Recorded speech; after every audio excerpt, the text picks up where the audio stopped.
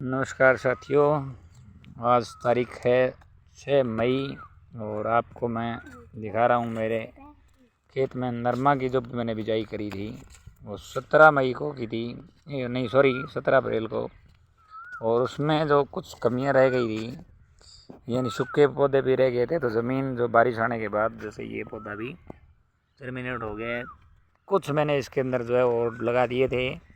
और अब इस खेत की जो पैदावार है, ये बड़े पौधे जो है यानी 4 पत्ते 5 पत्ते आ चुके हैं। और इस खेत के अंदर मैं पिछले 5 साल से किसी प्रकार का केमिकल नहीं दे रहा हूँ। और इस खेत के अंदर जो भी घास फूस बच जाता है काट के यहीं डाल देते हैं। और काट के डालने का मतलब इस खेत के अंदर जो खाद की कमी है, यूरिया की कमी है, पोटास की कमी है, सल्फर की कमी, जब हम जो खेत का कचरा खेत के अंदर ही सड़ाएंगे तो ऑर्गेनिक कार्बन जो इस खेत के अंदर सड़ेगा तो हमारी खेत की पैदावार को बढ़ाने में, ऑर्गेनिक कार्बन बिल्ड करने में और आच्छादन का काम करता है। आच्छादन का मतलब जब ज़मीन के ऊपर कोई चीज़ ढकी हुई है और उसके ऊपर डायरेक्ट सनलाइट आती है तो वो डायरेक्ट ना आके उसके ऊपर पड़ती, तो नीचे की जमीन हो एज इट इज़ मेंटेन रहती है। और इस साल तो मैंने खेत के तूड़ा का जो रेट था वो 5,000 के आसपास चल रहा था, जो उसको मैंने सेल ना करके और इसी चीज़ को अंदर ही मैंने खेत के अंदर जो है फैला दिया था, ताकि वो ज़मीन के अंदर सड़ जाए जब बारिश आए। और जैसे गौमूत्र, गोबर या डीकम्पोजर या जीवामृत हमारे जो कल्चर अलग अलग होते हैं वो देने के बाद वो ज़मीन के अंदर ही, यानी हमने जो फसल काटी है, हमारी जो फसल से पैदावार है, इसमें ज़मीन में डेफिशिएंसी यानी कमी ना आए, इसीलिए ये देखिए यहाँ सरसों निकाली थी तो ये उसके तूड़े का जो है अभी थोड़ा मोटा ये जो और मैंने उगाए थे ये भी उग रहे हैं।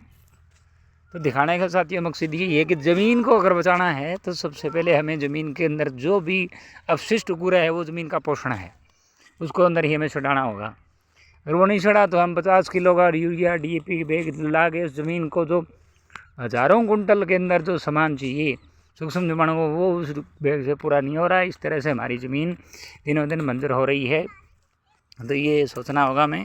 और नंबर 2, पेस्टिसाइड्स हमें लाने पड़ते हैं वीडिसाइड को डालने के लिए, वो हमारा नुकसान है। ज़मीन का सूक्ष्म जीवाणु उसमें ख़त्म हो रहे हैं, ज़मीन धीरे धीरे बंजर हो रही है। तो हमें प्राकृतिक खेती की तरफ लौटना होगा।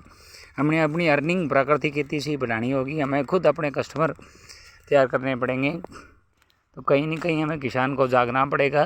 आज से 1965 में जब हरित क्रांति से पहले इसी तरह खेती करते थे, भले ही इसमें अर्निंग एक परिवार को चलाने के लिए एक आदमी कमाता था और 10 परिवार से चल जाता, बट आज हमने अपने अनावश्यक खर्चे बढ़ा लिए हैं। हमें गाड़ी चाहिए, हमें मकान चाहिए, हमें प्राइवेट स्कूल में बच्चों को पढ़ाना है, तो सरकारी स्कूल्स के अंदर भी बच्चों को पढ़ाया जा सकता है।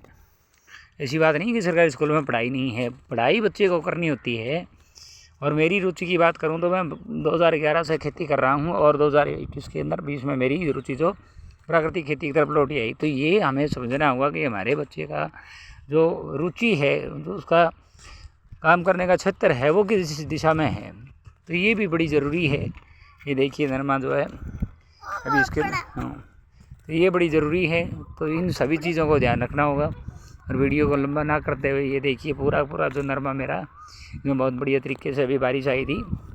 पिछले शुक्रवार से पहले बृहस्पतिवार को बारिश आई। उसके बाद जो कुछ कहीं पौधे रह गए थे वो मैंने दोबारा जगह जगह लगा के उगा दिए हैं। तो हमें अपनी फसलों को, अपने बीज अपने बचाने होंगे, खाद अपनी बनानी होगी, मार्केट अपनी बनानी होगी। मंडी में किसान को भाव नहीं मिल रहा, उसको तो उसकी बिरून मट्टी हो रही है, यानी उसकी रह मट्टी हो रही है, यानी उसको वहाँ इज्जत नहीं मिल रही। वो 6 महीने मार्केट से लेके आ रहा है, वहाँ बेचने के लिए उसे लोगों के हवाले करना पड़ रहा है, यानी अपनी इज्जत को लोगों के हवाले करना पड़ रहा है।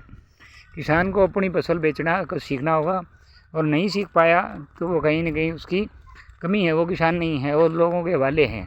उसकी जो उत्पादन है पूरे हिंदुस्तान में नहीं, पूरी दुनिया में हर एक चीज़ का उत्पादन का मूल्य हर एक कंपनी, हर एक आदमी तय कर पा रहा है। बट किसान की बड़ी विडम्बना है, पूरी दुनिया का और इस संसार का भरण पोषण करने वाला किसान उसके अपना मूल्य जो निर्धारित कर पाने में सक्षम नहीं है। तो ये बड़ी ही विडम्बना है किसान के लिए, यानी पूरी दुनिया का भरण पोषण करने वाला इस धरती पे सभी तरह के जीव किसान के खेत से ही भोजन लेते हैं। इन्हीं शब्दों के साथ किसानी को जगाइए और किसानी क्या है समझिए। इन्हीं शब्दों के साथ जय गौ माता, वंदे मातरम, भारत माता की जय। और इसी तरह हम प्राकृतिक खेती के लिए आपके पास वीडियो लेके आते रहेंगे। और मेरा यूट्यूब चैनल ऑर्गेनिक खेती इसी सवाल उसको आप ज़्यादा से ज़्यादा सब्सक्राइब करवाएं, ताकि आपको इस तरह की जानकारी मिलती रहे कि किस तरह से किसान को बचाया जा सकता है, किस तरह से हमारे जो साथ बीज का खिलवाड़ हो रहा है, स्प्रे का खिलवाड़ हो रहा है, किस तरह से ज़मीन को ये यूरिया DAP के नाम पर जो है भरमाया जा रहा है। तो इसकी एक रिपोर्ट भी हम खेत की देंगे कि किस तरह से मेरे खेत का ऑर्गेनिक कार्बन पिछले 5 साल में बढ़ा है। उसकी रिपोर्ट बहुत जल्द अगले हफ्ते में आपको मिलेगी, तो उसकी भी एक वीडियो डाली जाएगी। धन्यवाद।